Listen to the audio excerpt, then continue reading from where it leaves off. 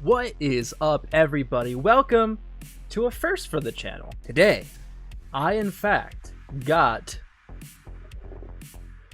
the PlayStation 5! As keeping in line with the video game tradition, I'm gonna record my reaction to opening this hot baby up. Damn boy, he gonna be thick.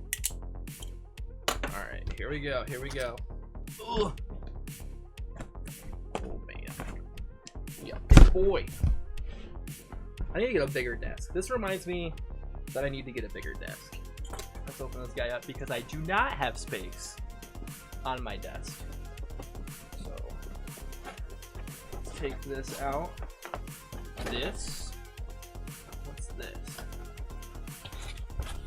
Okay. Ooh. Okay. Here's the test. Here's what we take out. The new DualSense controller, and let me tell you, this feels nice. It feels like a hefty boy. It feels like, I feel like every PlayStation system where we've had an upgrade in some sort of way, I'm gonna hate the DualShock 4. Oh boy, these triggers, oof. Oh, I'm loving it already. I'm not a huge fan of the buttons. The buttons feel a little bit weird, but I think I'll get used to it.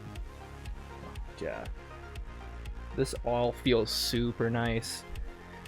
Oh, it's gonna be weird going from the DualShock 4 to the DualSense. Of course, we have the pivotal piece, the power cord. We have the instruction booklet. Very important. Never leave home without it. And then of course we have the base. The base for this nice and thick boy. Oh, hold on. Alright. Well, just in fitting with the... We got the base for this thick boy. Alright. And of course we have, hopefully, I believe it's the HDMI 2.1 compatible HDMI. That makes 2 that I have right now. And of course, the man of the hour. The boy. The thick boy of the hour. Oh. Oh. Let me take the gloves off, as it were. Oh, look at my boy. Look at my baby boy. Oh, yeah. Ooh. Oh, look at that. Look at this boy. Look at this boy. My son. My son. Whew. This is a big old guy. Look at. Okay, ready? Yeah, this is a nice looking boy. Unfortunately, I have got some fingerprints on it, so we will wipe those right off. But yeah, the PlayStation 5. I love it so far, and I haven't even started it. I'm ready to feel that DualSense. I'm really ready to feel that DualSense. Let's check it out just over here. Thank you, Nick of the Past. So this is being recorded on Wednesday, so I've had the pleasure of playing the PlayStation 5 for about 4 days now. I have beaten Miles Morales, I have beaten Astro's Playroom, and I have more thoughts. But I did want to say that I did try to record my trophy reactions, the reactions to the adaptive triggers and such, and I did. However, while I was recording that footage, the power went out, just conveniently. Anyways, I do really like this console, but it has had some issues that could probably be steamed out as we go ahead. But let's jump right into it. my PS5 experience so far. First off, I want to say this UI is fantastic. It's night and day from what the PS4's was. The slow, clunky, it took me maybe 10 seconds to get into a menu every time, which doesn't sound like a lot, but when you're talking about 10 seconds every single time you're getting into the menu for the apps, which I don't really use anymore because I have the smart TV. So, but just how long it took to get anything to load, even the trophies, it's quite the update. Every single thing on there has meaning. The one thing with the UI that I am kind of disappointed about, and it does happen, and I have heard other people talk about it, is the fact that folders are gone. They are no longer a thing again. I don't know why this happens every generation, but it seems like once we get the folders a couple years in, then the next generation comes in and it's gone. Another thing tying to the UI, of course, is the PlayStation Store, a point of contention for years since the PlayStation 3 era, and it is by far the best experience I've had in the PlayStation Store. It seems to be, and it could be because the SSD is so fast, but it seems to be that it is not its own thing. I think a lot of the problem with the PlayStation 4 generation with the apps tied to it, they were all separate things. I think the PlayStation Store would always load into something, whereas the PlayStation 5, so far, you're at the PlayStation Store, you go down, you're there. It's there. Yeah, it's beyond fantastic. Of course, I just full disclosure, I am going from a base PS4 to the PS5, so I did not have the Pro, I did not have the Slim. So this is the first time I'm experiencing 4K for a PlayStation console, and man, it is fantastic. Playing Miles in performance mode is awesome. I remember listening to a podcast before I got the PlayStation 5 and them talking about how they used performance mode rather than fidelity mode, which kind of blew my mind just because I know ray tracing is such a big thing right now. And I was like, why wouldn't you want it to be 4K? I feel like that's going to be, the dominant thing. But as soon as I switched over to performance mode, it was game over. I will go to fidelity mode occasionally. I do think, specifically for Miles in my use case, I had some issues with the fidelity mode. I changed it back and forth just to see what was the difference in each setting that I was at. And it is very nice. It is very, very nice. However, I do have some problems where when I was in a certain boss fight, it did kind of go down from 30 frames, and that was kind of disappointing, but also it's a new console. Like, this is gonna happen. And speaking of trials and tribulations of a new console, it did hard crash on me twice. I've never really had a console do what it did. The only thing I can explain it is, well, once when I was playing Miles, it hard crashed, and I can only explain it as immediately losing power, because that's exactly what happened, where it was Miles one moment and then the next moment it was off.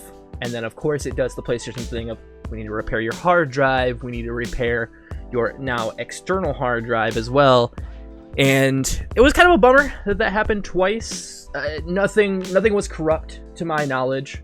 Obviously I could come down the road and say a little bit more later as my experience goes on, but so far that has been kind of a nuisance. And then the other time was after this current update that came out Tuesday, yesterday, for as of time of recording, and it did, of course, rebuilding the database and all that.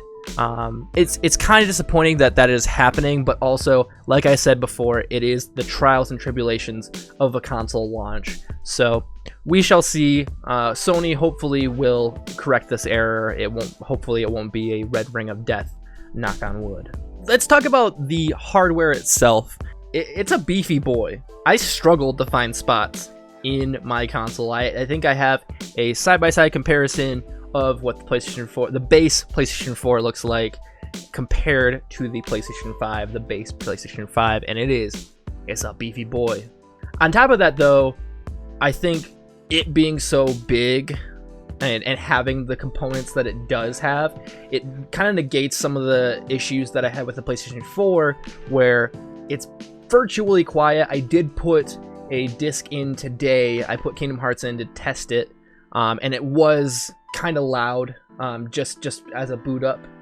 But I think that kind of, that was the only point where I heard it go loud. And it was brief. It was only like for a couple of seconds. Of course, the other thing is the controller itself, the DualSense. This is my favorite controller of all time at this point. It is so comfortable to hold. It looks so sleek. It definitely has so much technology just baked in. The triggers just feel so nice, even just without any sort of additional adaptive things, and I will get to that in a second. But yeah, everything, the buttons feel very nice. I know it's an unpopular opinion, but I do enjoy the DualShock. I do enjoy the symmetrical analog sticks, and it still feels great. The touchpad feels great. Every single one of the buttons feels super responsive and super great. And another thing, hardware-wise, is, of course, we have it as USB Type-C now, which is phenomenal, because then I can just charge it with my phone charger. I am so happy that they're going to this, and I honestly have only had it die once. And I've played pretty extensively. So let's get to the kind of root of why the PlayStation DualSense controller is so great. When I booted up Astro's Playroom, I knew it was going to be interesting. The adaptive triggers are something else. They really are responsive. Some circumstances are a little bit... it doesn't feel great. I think that like the middle ground is probably Miles Morales, where it doesn't feel super like web slinging, but also I could just be wrong, because obviously I've never web slinged before. Or have I? The other thing is the haptic feedback. And during Astros, it definitely showcases what the full extent of the power of the DualSense is. The haptic feedback definitely feels super nice. I can feel when Astro is walking on a metal surface. There's a certain level in Astros where you swim, and it felt so good, beyond good. And then of course there is the bow, which used the left trigger, and man, it felt so nice, so next gen. Like that is probably one of the most next gen things. And another thing was, there was a point where there was a minigun. It felt so good, and as you can see, it was phenomenal. The only problem I do have with the DualSense and the functionality, like most functionality of the controllers before it, especially the PlayStation 4 controller, they seem to have the stuff that's built in only be at the beginning of the generation. Devs kind of lose track of what the controller can do itself. I think this might be a little bit better, just because the technology there is so awesome, whereas the touchpad before was kind of just, oh, this is a novelty. The 6-axis, oh, this is kind of a novelty. I think that the at least the adaptive triggers have some sort of life. However, I have seen some third parties definitely take little to no advantage on the DualSense controller. One that was particularly disappointing was AC Valhalla, where I tried to shoot a bow and it basically doesn't have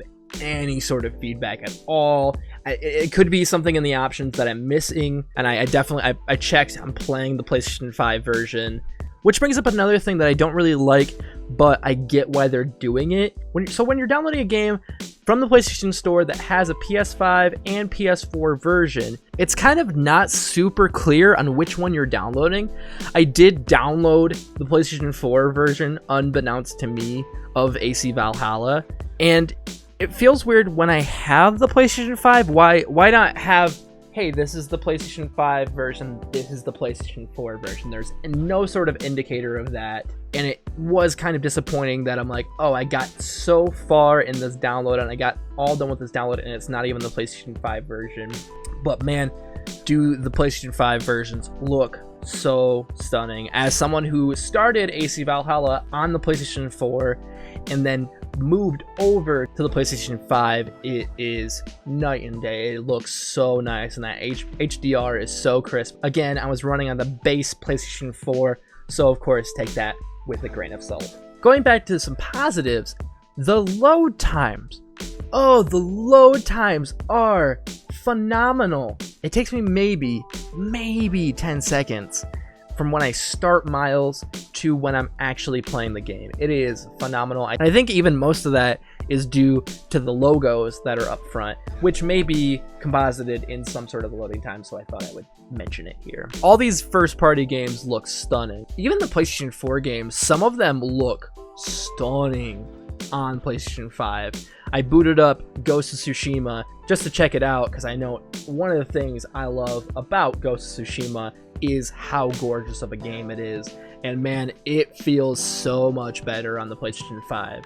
That being said, there are some omissions from the PlayStation catalog that didn't get this treatment. One that specifically I was disappointed with was Bloodborne, that is not at 60 frames, it is just default Bloodborne, which is one of the best games of all time.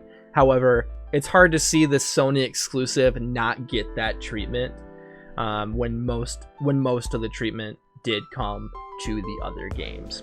Speaking of load times and backwards compatibility, I did load some of my PlayStation 4 games on the SSD just to see how fast they would go, and I feel like I did see a difference in games that are notorious like Avengers, where it still had a loading time, but it wasn't as bad. It did seem a bit faster to me.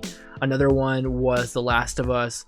Definitely seemed faster. The trophy system is really cool, seeing how far you've progressed in a game.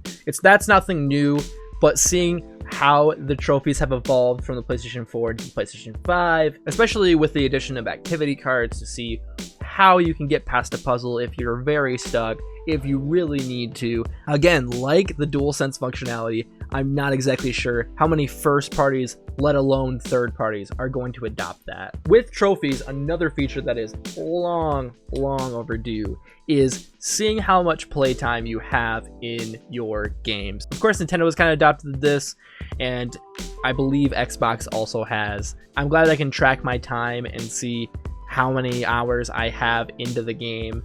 And with the trophies too, you can see how much time you still have in that current activity or trophy estimated.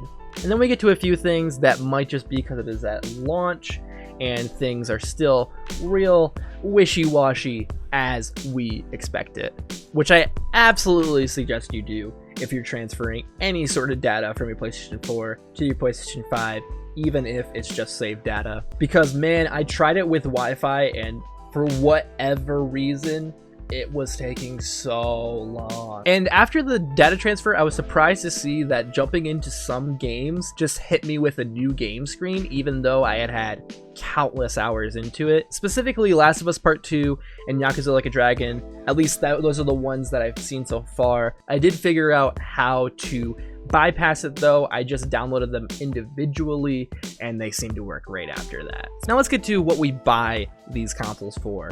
The games. First off, as talked about before, what comes with your PlayStation 5 is Astro's Playroom, and it is one of my favorite PlayStation games. Like, it's definitely one of the best pack-in games since Wii Sports, because you can tell that so much love was put into it. It gushes with PlayStation brand nostalgia. From the PlayStation 1 to the PlayStation 4, and even the PSP GPS, which I didn't know was a thing until I played this game. And it is super fun too, which is no surprise as we did get the phenomenal Astrobots rescue mission back on the PlayStation VR a couple of years ago. It definitely is something special, especially if you've been with PlayStation as long as I have and seen things come and go. It's such a love letter to everything PlayStation, and I appreciate this game a lot. And of course, what most of you are probably buying the PlayStation 4, the highly anticipated follow-up to Spider-Man PS4, Spider-Man Miles Morales. Man, this game is freaking fantastic. I'm just so glad to be back in the world of the web slinger, swinging around, having a good time. But also, the story is super compelling. There's definitely so much representation in the game too. That's super cool. And seeing Miles coming in as a staple of the Spider-Man franchise to mainstream audiences is awesome. It almost acts as like a Spider-Man Homecoming, as Peter Parker almost acts as the Tony Stark of the game, and seeing Miles come into his own Spider-Man. All the side characters around him are phenomenal. They definitely bring up the rest of the story, and it is so awesome. And yes, the Spider-Verse suit is as awesome as you think it is. Unfortunately, I haven't had much more time with PlayStation exclusives, as Demon's Souls is on the way to me at the moment, and I haven't picked up Sackboy yet. But if you want to check it out, I'm sure I'll pick those up, and you can probably hear my thoughts on the co-op stop. Gotta get that plug in there, even though you're on this channel already. Overall, the PlayStation 5 is a step up. I do enjoy my time with it. There are some gripes I hope will be flattened as time goes on, but we shall see. As of right now, I definitely enjoy the console, but we shall see as we go down that road. Anyways, what are your thoughts? Have you been able to get the PlayStation 5? I know it was hella difficult for me.